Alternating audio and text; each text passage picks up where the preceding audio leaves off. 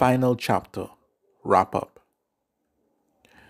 Months later, the name Sudi was no more, and all those that followed it had no more faith in it anymore. Many of the wandering troops of Baha Sudi's army that survived fled, and it was up to the Allies to find them all and to wipe them out.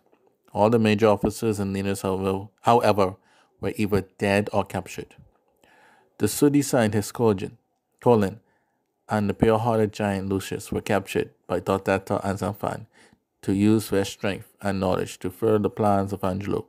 Angelo had lost much in this war.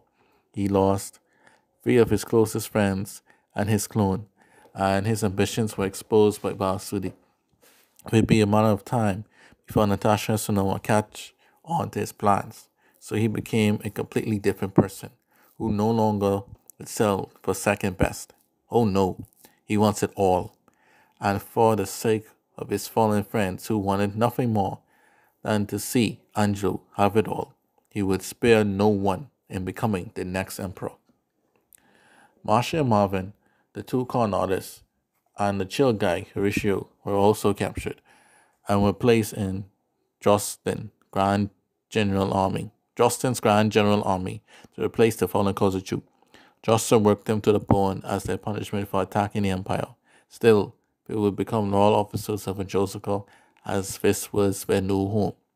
Some days later, the Darius and Hakari groups came together to the Risi Galaxy to see the brave Shane in hospital.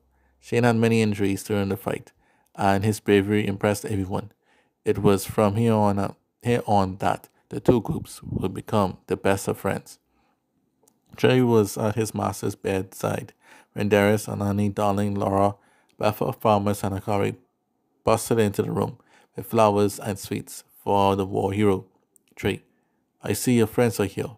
I will take my leave. I'll let you greet them. He leaves the room. Darling jumps on top of the bed to hug Shane. Shane, my boy, how have you been? Shane, in pain as she was on top of him, and also he was shaking his ear as she shouted in it, I'm fine. Would you please get off me now? Darling, oh sorry friend, gets off.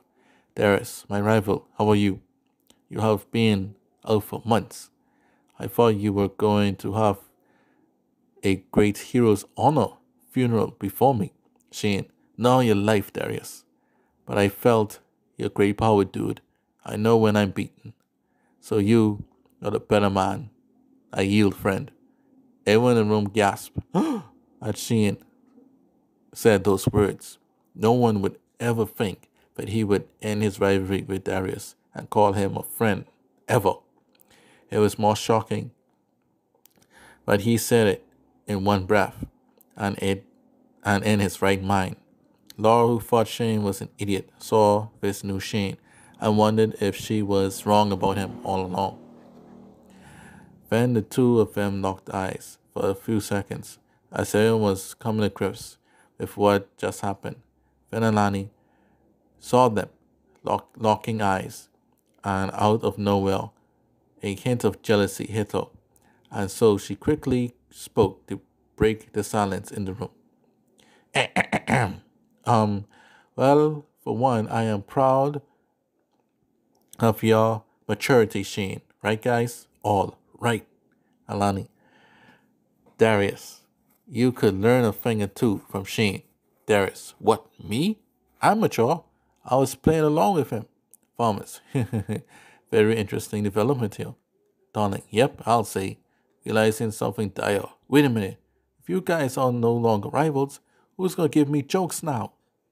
Everyone then laughed at Darling as she was getting into Darius's and Shane's faces to start their rivalry once more. Her face became puffed as she went wild at them. Next, Bertha passed on the sweets they brought for Shane, and everything calmed down as the newfound friends talked and laughed together.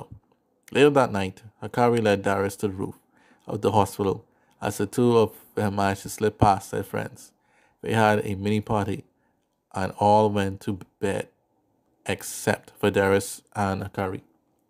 Darius, it seems we all get along well now, don't we? Hakari, in a sad tone. Yeah. The husband walks behind her and holds her tightly from the back, with his arms around her waist. Darius, what's wrong, Hakari? I thought this would be a good thing. Hakari, it is, but I don't know how they would take it if we became an item. Darius, so you want to become an item? Hakari, nervously, yes, I mean, no, I don't know. I'm still thinking about the ramifications of it all. Then Darius kisses her on the cheek and reassures Hakari that all will be all right. Darius, don't worry. We can take it slow and develop our friendship first. We got a lot of hunting of escaped foes to do. We could bond that way. And with our friends in tow, now and again, all will be well, and the people will get used to the idea of us being an item. Akari turned around and gave him a big kiss and agrees with his plan. Akari, I love how you think. Us spending more time together is exactly what we need. And I mind. This might make things worse when I begin my main goals. But he is too cute to say no to. For now I will play ball. But when the time comes, I have to make a decision. Then Akari asked Aris what he thought about their first time, as he never answered her. Then he replied and said, it was as though we were meant to be together. Our hearts and minds and bodies became one, as though the very heaven ordained it. If I wasn't careful, I would say that I loved you right there and then. But let's wait it out for now. At that moment, Akari got weak, and all she could have done was hold on to her crush and kiss him all night long under the beautiful moonlight sky. In her head, however, she explained how Darius was going to make things hard for her and her goals in the future. Finn.